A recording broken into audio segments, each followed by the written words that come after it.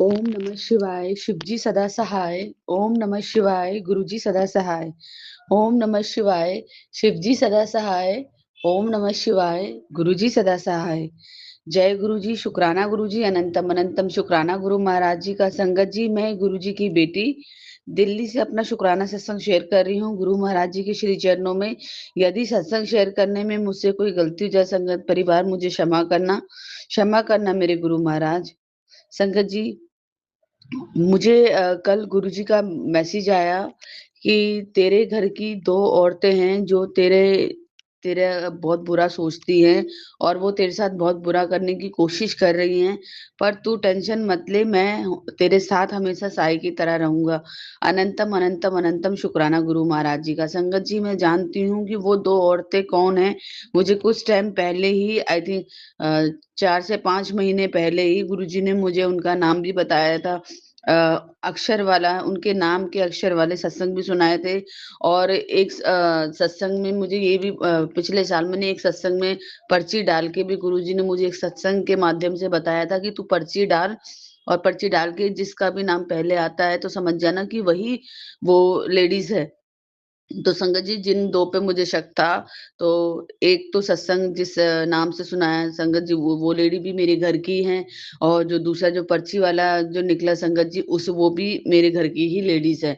तो संगत जी, मैंने गुरु महाराज जी से अरदास लगाई थी, गुरु महाराज जी उनको सद्बुद्धि दें, वो अपने कर्म ठीक करें और ऐसे चीजें ना करें। हम उनके लिए ये नहीं कहते कि जो वो हमारे साथ कर रहे हैं उनके ऊपर वो पलटवार हो जाए, क्योंकि हमारे गुरु महाराज जी ने कभी हमें ये नहीं सिखाया है कि यदि कोई तुम्हारे साथ बुरा करता है तो तुम भी उसके साथ वही सोचो या वही करो।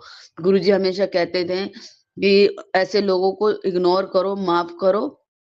मैं तुम्हारे साथ, हमेशा तुम्हारे साथ हूँ।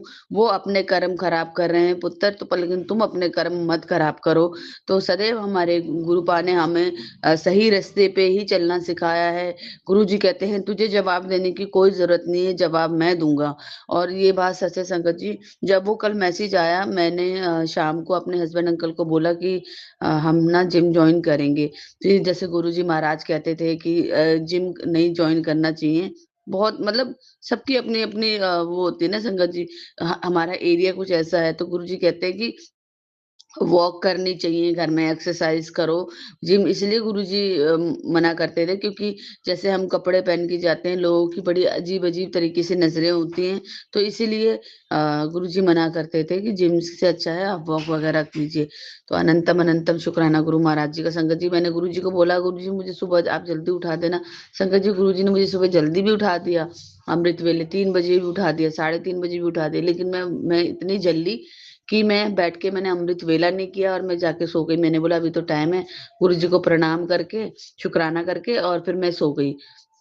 गुरुजी का सडनली संगत जी, जब मैं उठी थी तब मैसेज आया कि तेरे ऊपर जो भी काली क्रियाएँ कर रहे हैं अ, उन्हें करने दे, पर मैं हमेशा तेरे साथ हूँ, मैं तेरा बाल भी बांका होने नहीं दूँगा। संगत जी, जब मैं सुबह सो के उठी थी, 3 बजे की बात बता रही हूँ, ये मैं आपको बीच में से बता रही हूँ क्योंकि मैं भूल गई थी। सडनली गुरुजी ने मेरे को याद दिलाया। मेरे राइट पैर के अंगूठे में इतना दर्द हो रहा जैसे किसी ने कुछ कहते हैं ना, कुछ बाँध दिया हो, कुछ मारा हो, कुछ बहुत बड़ा ज़ख्म हो, इतनी बुरी तरह मेरे को दर्द हो रहा था। मेरे को समझ में नहीं आ रहा कि दर्द क्यों हो रहा है। मुझे लगा कल शायद मैं चप्पल पहन के अपनी मम्मी के घर गई थी तो शायद इसलिए हो रहा हो। पर लेकिन संगत जी, इतना भयंकर दर्द हो रहा, मैंने गुरुजी का जब ये मैसेज पढ़ा तो मैं समझ गई और मेरे आँखों में आँसू आने लग गए कि मेरे गुरुजी महाराज कभी भी मेरा कुछ गलत नहीं होने देंगे। और ये बात बिल्कुल सच है संगत जी, बिल्कुल सच है कि जब आप गुरुजी से कनेक्ट हो जाते हो, गुरुजी की छत्र छाया में हो जाते हो, गुरुजी के श्री चरणों में जब आप समर्पित हो जाते हो, तो गुरुजी आपका बाल भी बांका होने नहीं देते। और ये शुक्राना मैं दिल से शेयर कर रही हूँ। गुरुजी कहते हैं दिल दिल नाल शुक्राना शेयर किया कर पुत्र, फिर देख हुण तेरे साथ क्या क्या चमत्कार होंगे। संगत जी, वाकई में हमारे साथ इतने चमत्कार होते हैं, इतने चमत्कार होते हैं, रोज के इतने सत्संग होते हैं कि हम गुरुजी के शुक्राने जितने शेयर करें उतने कम है। संगत जी, मेरे हस्बैंड अंकल ना कई दिन से परेशान हैं। गुरुजी का ये भी मैसेज आया था मेरे पास कि तेरा पति बहुत परेशान है, उसको बोल परेशान मत हो, सब कुछ ठीक हो जाएगा। संगत जी, मेरे हस्बैंड वाक़ई में 2-3 दिन से बहुत परेशान है। तकरीबन 1 हफ्ते से परेशान है, वो मुझे बता नहीं रहे थे। एक्चुअली जो वो डीले कर रहे थे, वो कई डीले ना संगत जी कैंसल हो रही थी। अब वो मीटिंग भी करवा रहे हैं, मेहनत भी पूरी कर रहे हैं, लेकिन उसके बावजूद वो कैंसल हो रही है सारी डीले। फिर गुरुजी का एक मैसेज और आया है कि तेरे पति को समझा कि वो सबको सारी बातें ना बताया करे, वो दिल का साफ है, वो हर किसी से अपनी बातें शेयर कर देता है।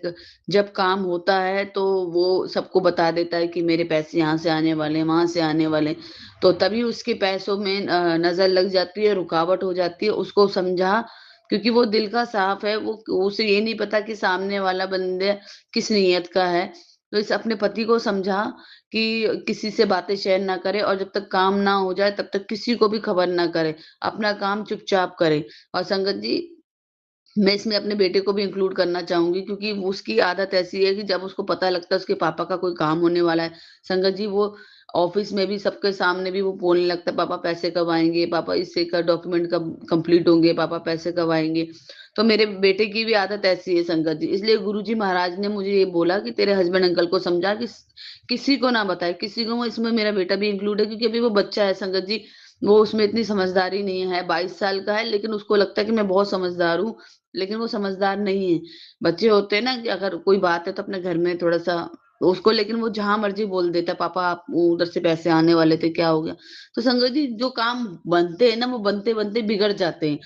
तो इसलिए मेरे हस्बैंड अंकल को मैंने कल बोला कि गुरुजी का मैसेज आया है, गुरुजी ने बोला है कि तुम्हें किसी को भी नहीं बताना है, किसी को भी, मतलब किसी को भी नहीं बताना है, कि तुम्हारा जब तक काम ना हो जाए तुम्हें बताने की जरूरत क्या है, चुपचाप अपना काम करो, बाकी गुरुजी महाराज सब देख रहे हैं। संगत जी, इसलिए गुरुजी महाराज ने बोला है कि अपने हस्बैंड को बोला कर, जब तक काम ना आए तब तक ढंडोरा ना पीटे।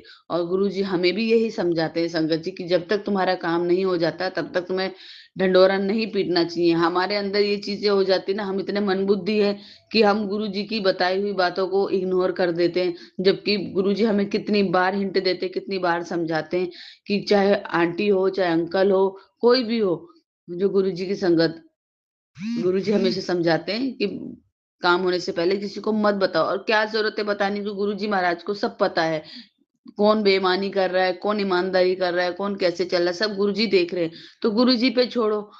और संगत जी, कल ना मेरे हस्बैंड अंकल ने बेटी के लिए, गुरुजी की बेटी के लिए एक लड़का दिखाया, जो कि गुड़गांव में रहता है, गांधीनगर में। वो पहले भी आई थिंक दिखाया था, तो हम, मेरे को एक सडनली याद आया कि ये लड़का तो पहले भी दिखाया था। तो संगत जी, गुरुजी महाराज ने तो पहले भी हिंट दिया हुआ है कि तेरी बेटी की शादी ऐसी होगी कि लोग हफ्ते भर तक तेरी बेटी के जो शादी का खाना होता है उसकी तारीफें करते रहेंगे, क्योंकि वो सब तो मैंने करना है। तो मैं गुरुजी से यही अरदास करती हूँ, गुरुजी जो भी करना है आप ही कीजिए, जब भी करना है आप, क्योंकि आप ही ने बोला है कि मैं ही करूंगा।